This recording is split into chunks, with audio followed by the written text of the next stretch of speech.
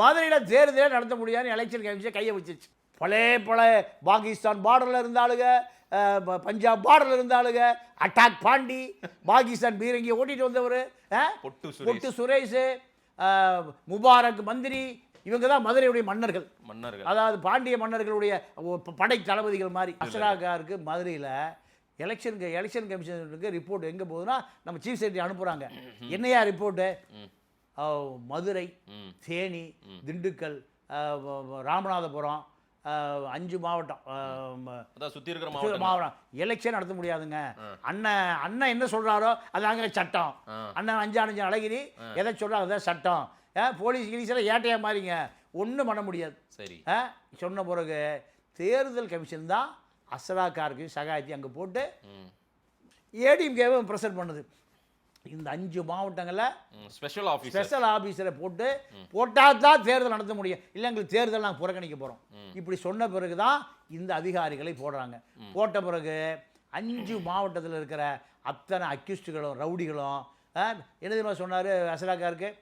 அப்பா உங்களுக்குலாம் பொது மன்னிப்பு, நேராக வாங்க எங்கே எஸ்பி ஆஃபீஸுக்கு வந்து நீ எழுதி கொடுத்துட்டு போயிருங்க, எலெக்ஷன் முடிவு வரைக்கும் வாழ ஆட்டக்கூடாது, எல்லோரும் டீ காஃபி பிஸ்கட்டு எல்லாம் கொடுத்து ஸ்பெஷலாக கொஞ்சம் ஐயா மன்னிச்சுங்க இனிமேல் திருந்தி வாழ போ. பொட்டு எங்கய்யா?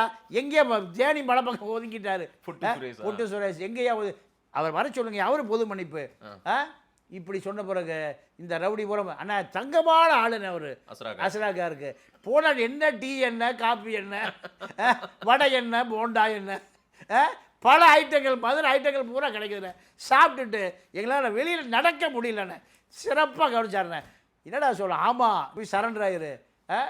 என்னடா இப்படி கடைசியில் இவர் எம்எல்ஏ ஆயிடுவார் போல் இருக்க. அஞ்சாங்கிட்ட என்னடா நம்ம பயில பூரா திருந்திட்டானுவா. ஒரு திறமை நம்ம சொன்னாங்க எல்லாரும் அசராக்கார் ரசிகர் பண்ண தலைவர் ஆகிட்டானுங்க.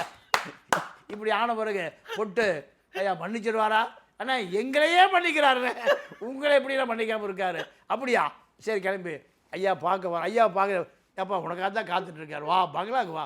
எங்கே எஸ்பி கேம்ப் ஆஃபீஸு.